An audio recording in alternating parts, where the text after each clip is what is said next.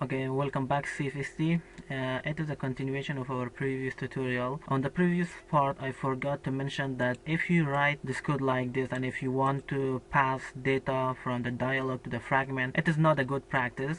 I do not recommend this way for you guys because developers do not agree with this.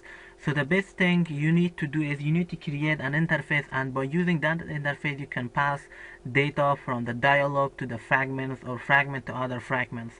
So let's see how we can do this. Let's comment. I'm going to comment this out. Okay. So the first thing we need to do is we need to create an interface, and by using that interface we're going to get data from here and pass it to our main fragment. So for that I'm going to create an interface in here and name this interface as my interface, and it should be the type of interface class, and that's it.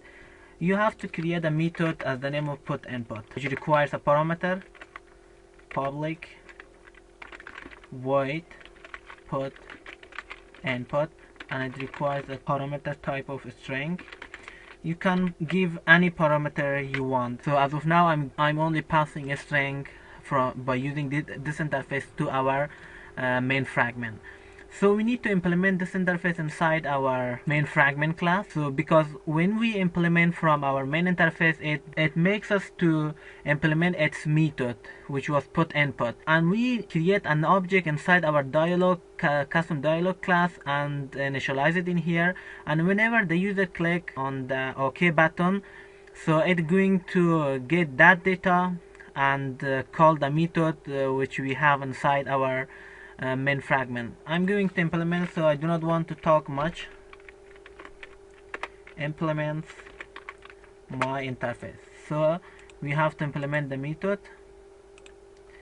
So I'm going to get this method and I put it on the top, so it is my way that I write code in here. So whenever I call this method, it requires data, and I'm going to get this data and set this to shooText. So I'm using shooText.setText and I'm passing name. So that's it. So before I'm going to do this inside the custom dialog, I'm going to set the target fragment, because by using this custom dialog we are going to pass the data. So we must specify our target dialog that we want to pass data to it. So I use the object of custom dialog dot set target fragments. And now we need to specify the type of that class, to which class we pass the data. So I'm going to pass the main fragment class dot this. Okay, and make sure that you provide a request code in here. So let's go to our custom dialog class, and in here I'm going to create an object of our interface, private my interface pass data.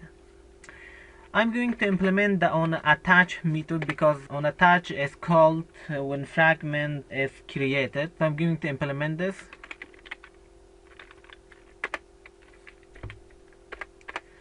So in here I'm going to put it inside the catch class cast exception cast. Okay, tools that makes text, or I'm going to debug it inside the logcat log.d. okay, CFST,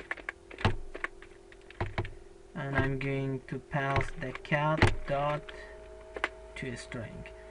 So in here I'm going to initialize our pass data equals to get target fragment. So in here we need to pass this, we need to cast this to our my interface. That's it. So now we have the target fragment inside our pass data. Then we come inside this method, and by using that pass data I call the method that I have inside our main fragment, which is put input, and I'm passing the data in it, and this object is going to set the text of it. So pass data dot put input, and I'm going to put our edit text dot get text dot to string. That's it. So everything is perfect. So now I'm going to run and see the output. You see, when I click the open dialog, it opens the dialog. So I'm going to write my name.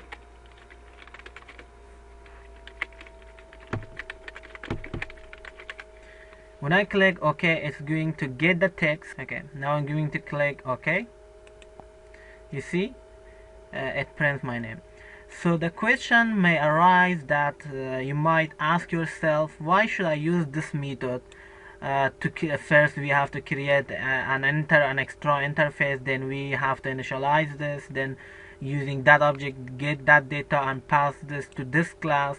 So why this? Do you think that it might be so complicated for you guys?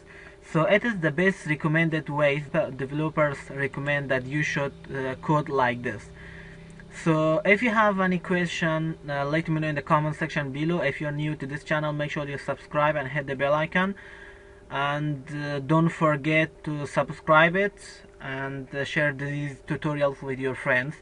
So till next video, have fun learning. Peace out.